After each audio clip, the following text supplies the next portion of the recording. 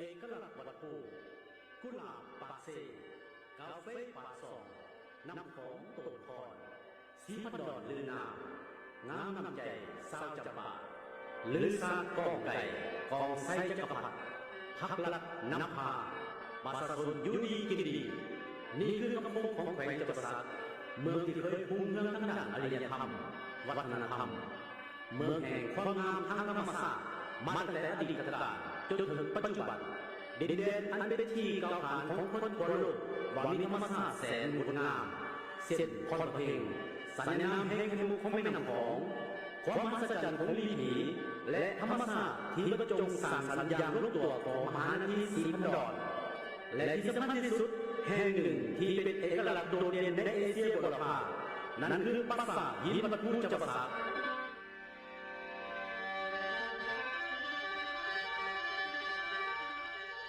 บรรณาการอันดับต่อไปนี้ขอเชิญทานพบกับการแสดงละครพื้นบ้านเรื่องคู่ขนานตำนานหักนิรันดรข้าวขาและนางสีดา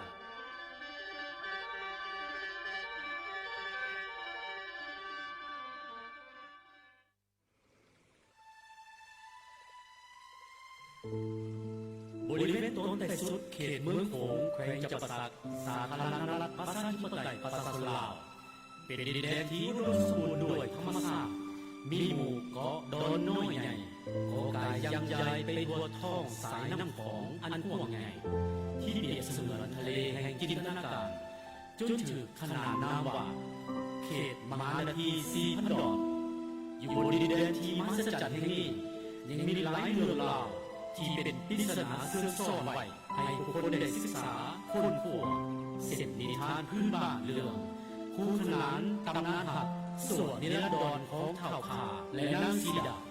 เป็นนิทานพื้นบ้านของชาวเมืองโขงได้สืบสาวกล่าวขานไว้ว่ากาลครั้งหนึ่งในอดีตมีบ่าวสาวคู่หนึ่ง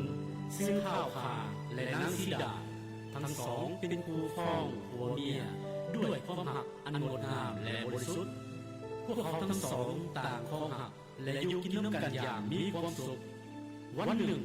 เขาทั้งสองได้เดินทางด้วยการล่องแพไปตามลำน้ำของในแพประกอบมีวัตถุเครื่องของและสัตว์เลี้ยงที่พวกเขาเอาที่ตามไปนำแต่ในที่สุดสิ่งที่พวกขาดคิดก็บังเอิญเกิดขึ้นคือแม่แม่ของเขากำลังจะไหลลงแก้งเหวที่สูงสันเลยมาย่านหัว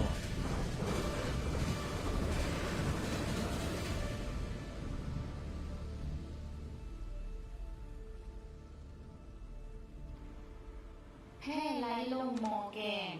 แปวกองเหวสันไก่สัญญาณว่อนเตือนว่าจอดแพ่สาทรเป็ดก็ว่อนเว้าให้เศร้าพายวาดก่อนนกยุ่งขาดกาวห้องแปวกองปองกลางลิงลำนำฝาดฝุ่งกระเด็นทรงโตนตกเท่ทางวนเวียนวัดทางแพ่ลงคอยแพ่ถูกจมกระจายอิ่งลงเหวหมามุนชีวิตสูญสาบสิ้นจมน้ำแม่ของทั้งมูแพ่หมอดเมียนลูกเหือเพียวหินซุ่มมูซัดทั้งมวลเราตายสูญเกี่ยงถึงว่าซี่ว่าเสียงดวงวิญญาณกับเกิดอ้ายพาเกิดเป็นป่านั่งสีดาเกิดเป็นนกน้อยค่อยขาอ้ายอยู่ฝั่งของปลาคาลอยลองนำส้มสื่อสายคานกสีดาบินบนภูเพียงโมวางเล่นเป็นสัญญาข้ามันสังฆาโมเหเดียวอมตะกองเกี่ยวคู่หมันส่วนลันแท้แล้ว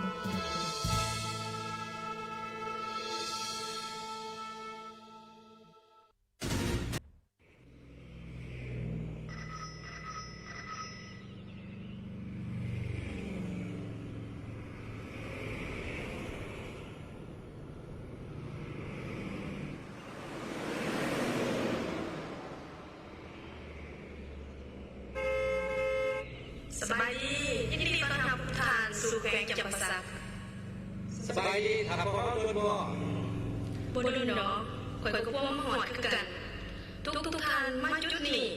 ทุกท่านสามารถได้เห็นสถานที่สำคัญจากตำนานที่เราค้านกันมาแล้วเราจะไปไหนต่อไปเขาคิดว่าตามแผนเนี่ยจะไปวัดผู้แต่มีสองเส้นทางทางหนึ่งไปตามเส้นทางใหม่และทางหนึ่งจะไปทางกระบะ ไปทางกระบะทางกระบะ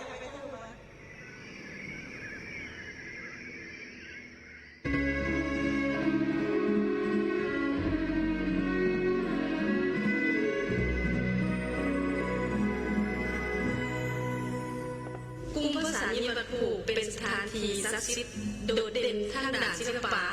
สถาปัตยกรรมและสมบูรณ์ไปด้วยองค์ประกอบต่างๆทางธรรมศาสตร์อันมีภูเขาเปรียบเสมือนสวรรค์ทงเทียนเปรียบเสมือนลูกมนุษย์และในแม่น้ำโขงเปรียบเสมือนมหาสมุทรอ้อมหอบตามความเสื่อของการกำเนิดจักรวาลของศาสนาฮินดู เมื่อในได้แท้มันจึงสร้างปราสาทหินขึ้นมาในสถานที่แห่งนี้ แม่นทั้งที่บริเวณพื้นที่ในดินแดนลาโหยแสนที่ห่วงใยในสาร ทานเบิ่งไปทั้งพูนจอมพูที่สูงเด่นตั้งอยู่ข้างหลังผู้ตามที่เขาได้เห็นอยู่น่ะถือเป็นเรื่องค่ะโดยธรรมศาสตร์เป็นตัวแทนแห่งภาคศิวะบัตรีมิสือเทวนิกะผู้ก็สร้างตัวเมืองกุลูกเสตะอยู่ทางทิศตะวันออกของผู้ติดกับฝั่งแม่น้ำคองเป็นผู้รับพรจากผู้ลึกค่ะหรือว่าลึกค่ะปรวัตตะถือเป็นการสักการะเป็นอย่างสูงต่อมาสุสนทีสืบต่อสายอยู่ในตัวเมืองภายใต้การพาของพญากรรมธาก็ได้พร้อมการสร้างวัดขึ้นอยู่ที่วัดภูในปัจจุบันเพื่อเป็นการสักการะบูชาเทพเจ้าของพวกเขาเจ้าตีมุตรีอันเป็นพระศิวะเป็นประธานมีพระพรหมและพระวิษณุเป็นหอก และการก่อสร้างยังได้เท่าไหร่ดอกในเมื่อชุมชนคนอ้วนบ่ได้มีเครื่องจักรเครื่องมือยังไม่มีเครื่องยกหินซ้ำ แม่แล้วโอปราสาทเห็นจะใหญ่โตฐาน และสวยสดงดงาม จนบ่อยากเชื่อว่ามนุษย์เป็นผู้สร้างปานว่ามีเทวดาถึงฟ้าลงมาสร้าง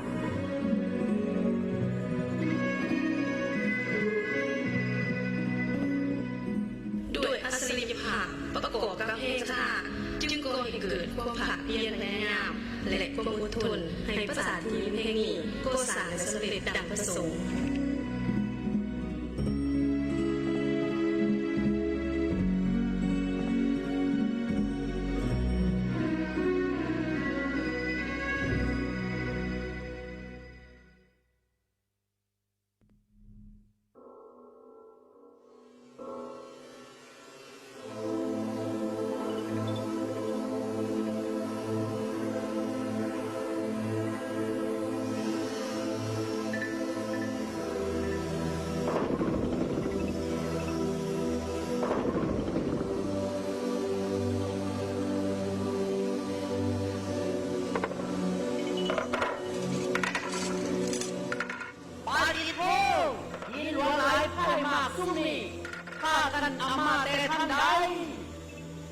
โอ้เจ้าผู้สันบ่ประเภทยินโอจีแม่นเอามาแต่แถวเมืองปทุมพรวนส่วนยินไส้แม่นหาเอาตามเปิ้นผู้โปเล็กแถวนี้ละ ในการก่อสร้างภาษาหินบรรพูของซุ้มชนบูฮานในครั้งโบราณกาลนั้นยังมีเครื่องไม้เครื่องมือเครื่องคุณแห้งหรือเครื่องจักรใดๆแต่ด้วยแห่ศรัทธาต่อเทพเจ้าที่จะคอยปกปักรักษาโลกมนุษย์ด้วยความเอ็นดูภายใต้การนำพาและประสานการของพญากรรมธา สาวเมืองเหล่านั้นจึงช่วยกันตัดหินจากแหล่งหินด้วยซิวและค้อนตอกช่วยกันลากจูงด้วยล่อเกวียนโดยใส่แห้งของมนุษย์และสัตว์เพื่อจะนำหินเข้าสู่จุดก่อสร้างช่วยกันยกหินขึ้นวางซ่อนกันนับหมื่นนับแสนก่อนบรรดาช่างมีฝีมือก็จะช่วยกันแกะสลักหินเพื่อให้เกิดลวดลายที่สวยงามซึ่งทั้งหมดนี้ต้องใช้ความอดทนและความภาคเพียรเป็นเลิศ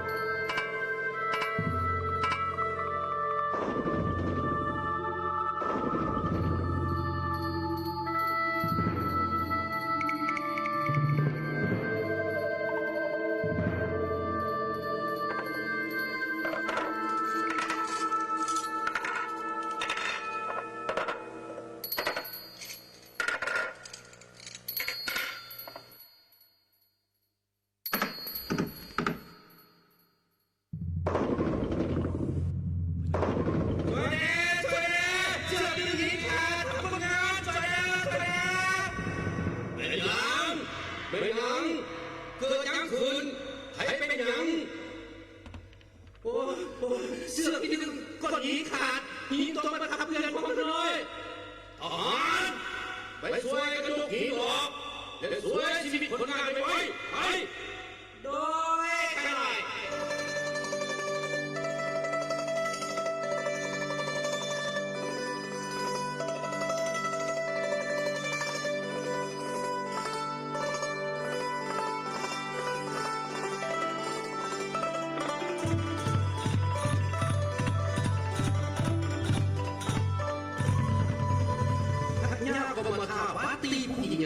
เวลานี้ผู้แกะสลักของตรีบุตรีได้ทำได้เพียบร้อยแล้วขอซื้อทอดพระเนตรเถิดพระเจ้า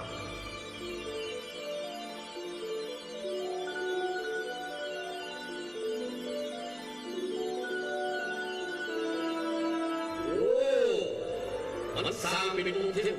ที่สง่างามหาบ่ดีบ่ได้สมแล้วที่จะเป็นสิ่งศักดิ์สิทธิ์ให้พวกเราได้สักการะบูชาความดีทั้งหมดนี้เป็นเพราะศรัทธาของพวกเขาความอดทนภาคเพียรพยายามของพวกเจ้าหมดทุกคนและเขาขอประกาศว่าอาสาหินเหล่านี้จะเป็นสถานที่ศักดิ์สิทธิ์และคู่ควรแก่การสักการะของดินแดนแห่งนี้ตลอดไป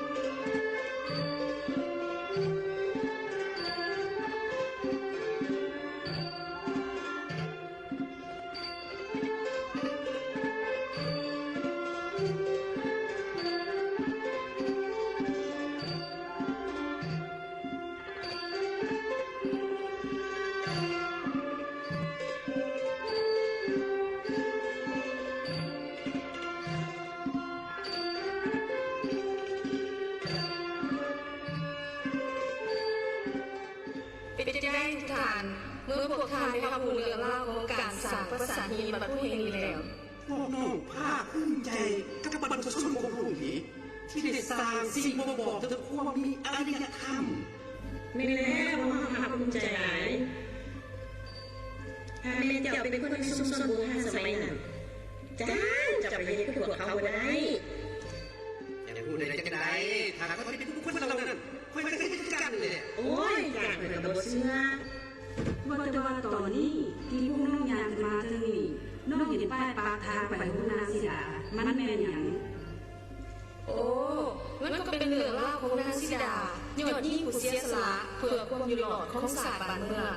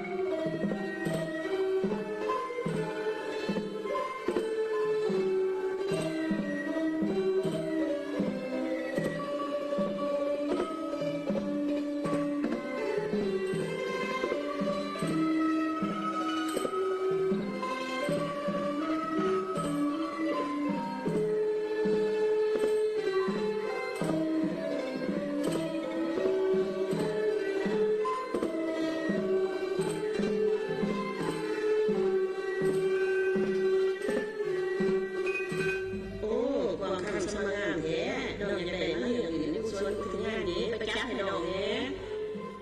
ได้ทุกหัวเอ้ยถ้าเป็นความปรารถนาของเจ้าธรรมศาสตร์กว้างป่ายอมจะญาติมนุษย์แต่กว้างคำตัวนี้พัดเขามาหามนุษย์ข้าน้อยญาติว่าจะเป็นพวกผีปีศาจหรือพญานาคปลอมตัวมาหลอกเขาจะแท้ๆเด้ เจ้าอย่าเว้ารู้เลยหรือว่าเจ้าย่านบ่ โอ้ทุกหัวเอ้ยพวกเถียงกันพญาจะไปจับพวกคนนั้นมาเจ้าไว้เรียกในอุทยานหลวงเองพวกเจ้าเข้าไปเหสีให้ดีไปคนเดียวโอ้ยขน่อย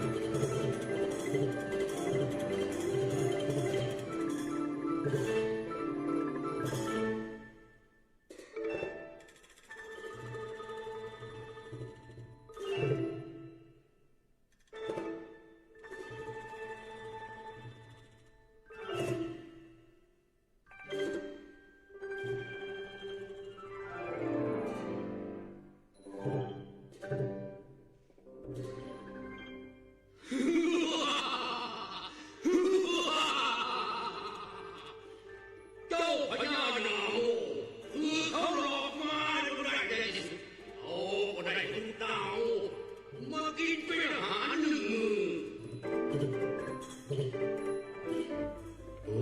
ข้าแต่อยากขอจะได้กินเขาถอนเขาเป็นพญาของเมืองถ้าเมืองมีพญาปกครองชาวเมืองจะอยู่ได้อย่างไร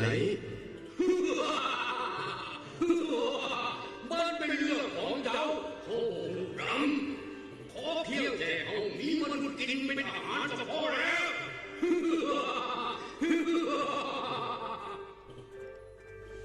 เอาอย่างนี้เขาให้สัญญาคือจะส่งมนุษย์ให้เจ้ากินวันละคนดีเขาจะต้องไปหาเหยื่อคนอื่นอีกดีเขาจะสร้างห้องไว้ที่ตีนผู้แล้วก็จะส่งคนไปให้เจ้ากินแต่ละมือดี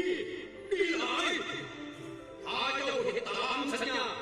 เขาจะทำลายบ้านเมืองของเจ้าให้โบดเรียบ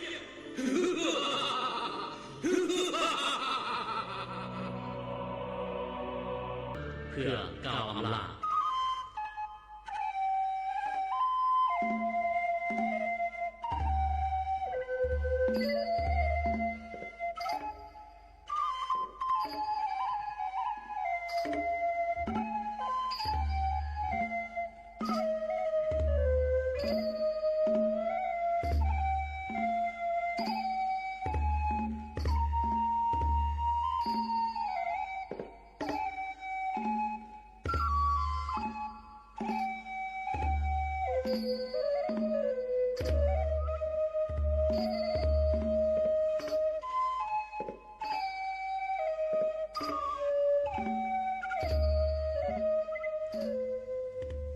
น้องเอ๋ยมื้ออื่นพญาต้องไปเป็นอาหารคำหยาบแล้วขอให้น้องพาลูกศิษย์นี้ไปบนอื่นเพื่อความปลอดภัยถอน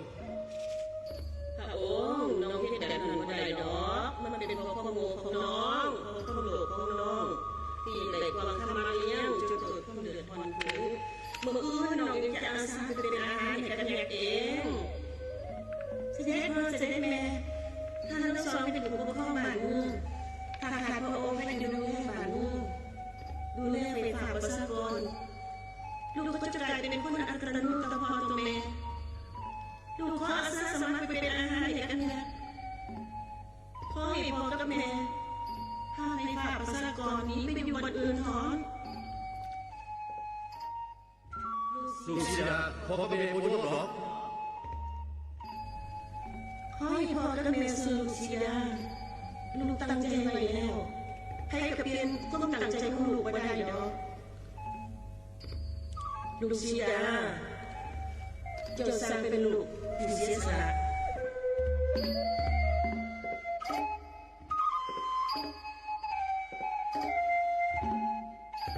เขาขอประกาศว่าใครสามารถฆ่ายักษ์ตัวนี้ได้เขาจะยกนางสีดาให้เป็นเมียและจะยกสมบัติให้ครึ่งหนึ่ง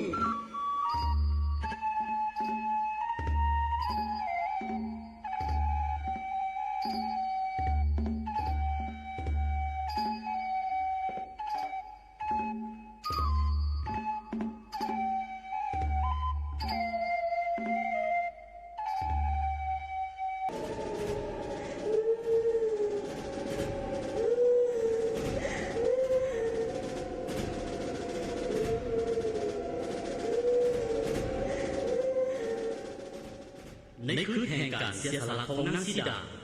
ขณะรถหาให้ยักษ์กินนั้น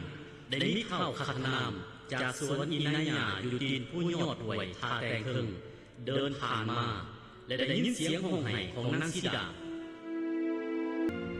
มาเลยท่านยามาเอาไข่ไปกินเป็นอาหารพร้อมสมกับความอยากของเจ้ามาโลด บ่แม่นข่อยบ่แม่นยักษ์ข่อยซื้อข้าวขัดน้ำ เจ้าไม่ยังยังหนีไปยังจะจับตัวเจ้าไปกินหนีไปอยู่นี้ บอกข่อยบ่ไปข่อยจะช่วยเจ้าบ่ให้ถึงจะกิน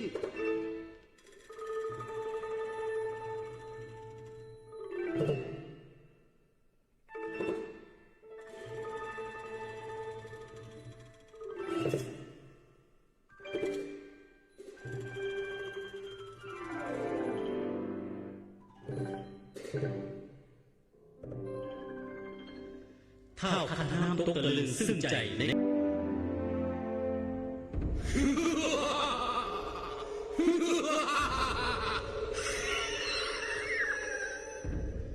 มือที่สามในโชว์ของเขา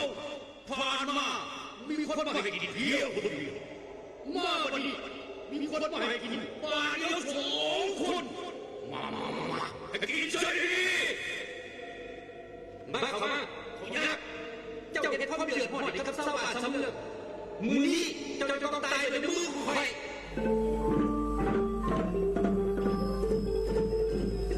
ท้าวคันธนามได้เข้าต่อสู้กับยักษ์ด้วยพระอาหารโดยได้ย่านว่าอำนาจของยักษ์สงครามการต่อสู้ระหว่างมนุษย์กับยักษ์ได้ดำเนินอยู่ทางภาคพื้นดินและอากาศในที่สุดท้าวคันธนามได้ลงโทษยักษ์ผู้ดื้อด้านด้วยการใช้ดาบกายสิทธิ์ตัดคอยักษ์ขาดกระเด็นไปอยู่แคมป์หนองยา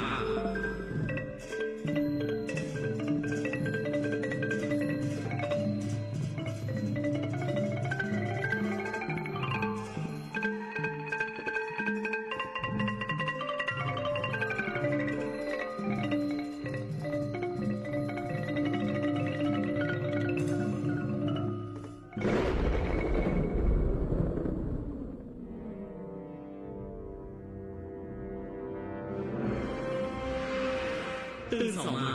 ค้นหาหญ้าให้มาและมาพบเห็นหญ้าก็ได้ปะเข้าหญ้าและเฝ้าแล่นกลับคืนไปยังโพงพญาและกราบทูลพญาว่าข้าพเจ้าได้ฆ่ายักษ์ตายแล้วทิ่มหัวไว้อยู่หนองหญ้ามา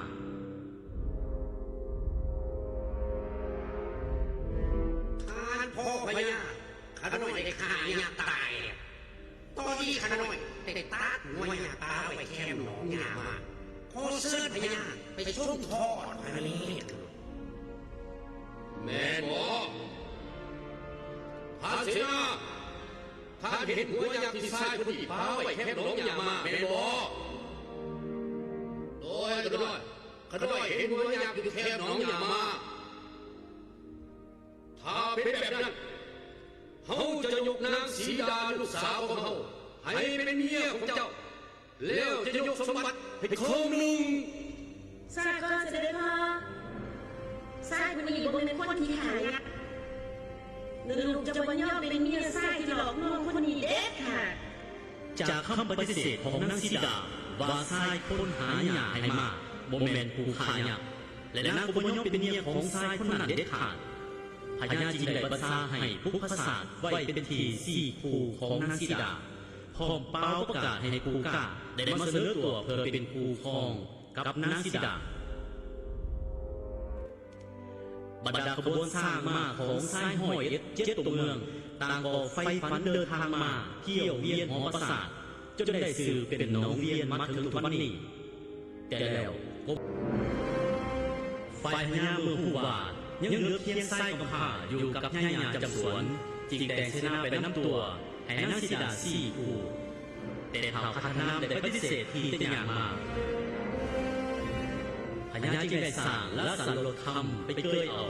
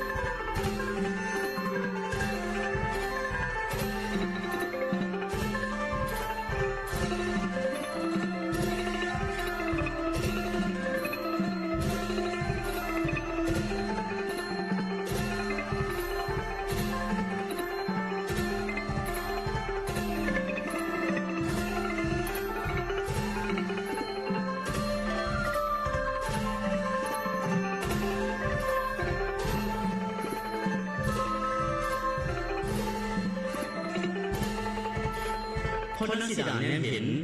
นางสีดาก็ชี้แจงแสดงหลักฐานให้บิดาของตนรับทราบว่าแม่นชายผู้ฆ่ายักษ์โดยให้ชายผู้นั้นนำเอาส่วนผาเลียงที่นางตัดให้ในคืนนั้นมาแปะเข้ากัน